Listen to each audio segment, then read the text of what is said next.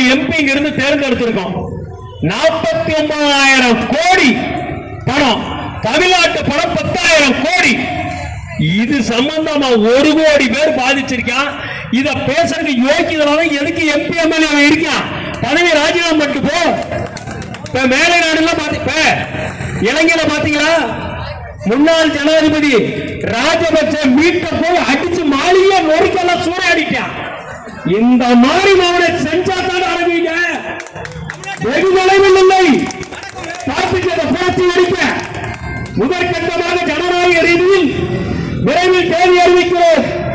தமிழகத்தில் உள்ள அனைத்து மாவட்டங்களிலும் மனித சங்கிலி மூலம் எங்களுடைய வாக்குகளை பெற்றுக்கொண்டு எங்களுடைய பிஎஸ்எல்ஓ பணத்தை திருப்பிக் கொடுப்பதற்கு முதல்வர் பாரத பிரதமரை கவனத்திற்கு கொண்டு செல்லாத சட்டமன்ற நாடாளுமன்ற உறுப்பினரை கண்டித்து பதவி விலக கோரும் போராட்டம் சிறப்பா.